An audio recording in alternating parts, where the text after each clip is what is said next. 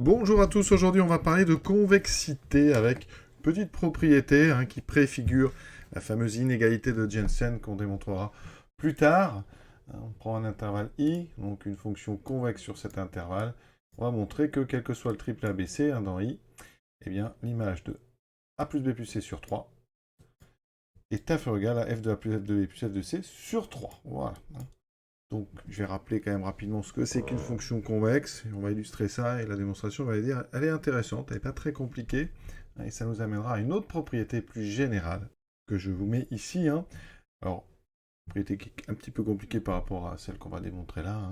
Il faut n réels avec n coefficients, tous entre 0 et 1. La somme des coefficients doit faire 1. On est sur les barycentres ici clairement. Et donc l'image, donc de la somme des lambda i xi, eh bien c'est inférieur ou égal à la somme des lambda i f des xi. Donc là, c'est un petit peu plus compliqué. Alors aujourd'hui, on se contente de a, b et c. Tout d'abord, qu'est-ce que c'est qu'une fonction convexe? Ici, une illustration.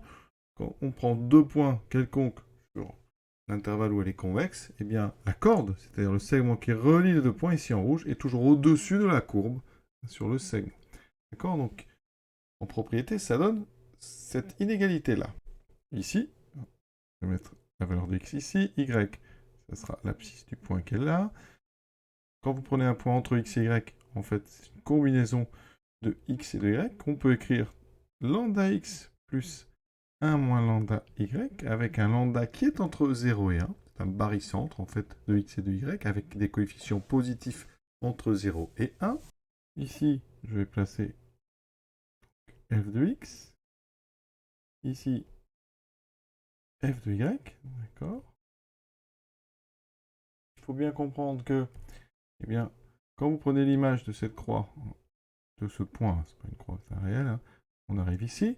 Le point ici que vous allez obtenir en prenant donc, sur la verticale donc notre réel, eh bien, son ordonnée, ça il faut bien comprendre, c'est ça dans la propriété, son ordonnée c'est lambda f de x plus 1 moins lambda f de y.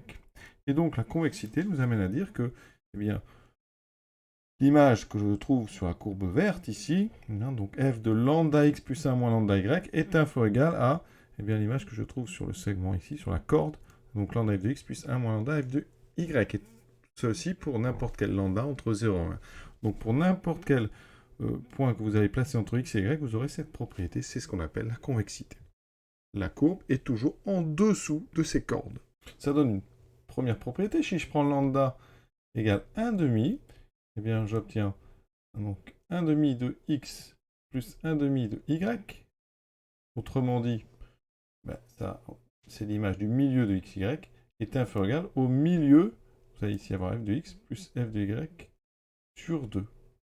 D'accord? Donc ça a une jolie propriété, l'image du milieu est inférieur ou égal au milieu des images.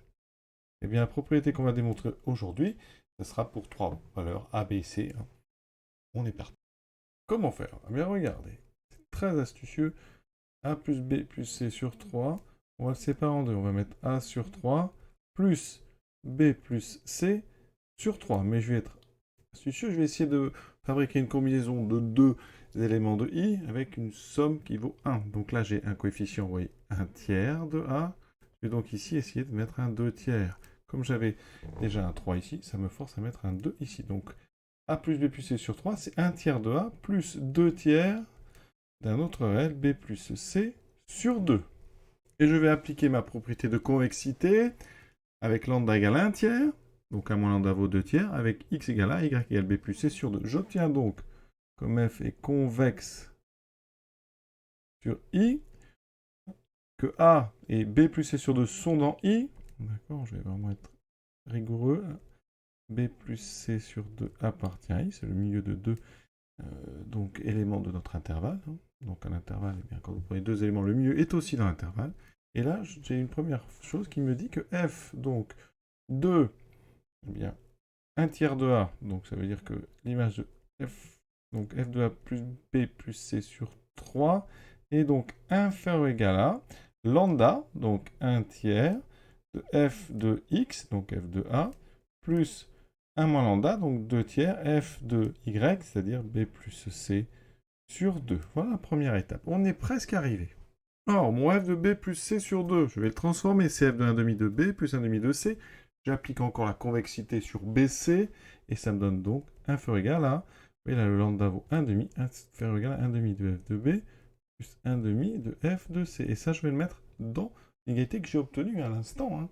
D'accord, cette inégalité ici. Et donc, regardez ce que j'obtiens. J'obtiens f de a plus b plus c sur 3. Et donc, inférieur égal à 1 tiers de f de a plus 2 tiers. Et ici, j'utilise mon égalité. 1,5 f de b plus 1,5 de f de c. Je n'ai plus qu'à développer et on a terminé.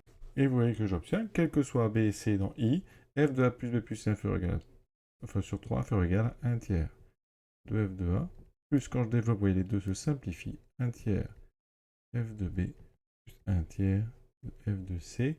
Donc si on écrit ça comme dans le texte au départ, ça fait exactement fa plus f de b plus f de c sur 3. On a terminé, c'est ce qu'on voulait démontrer. Alors là, c'est vraiment une démonstration uniquement pour a, b et c, hein, et des coefficients 1 tiers, 1 tiers, 1 tiers.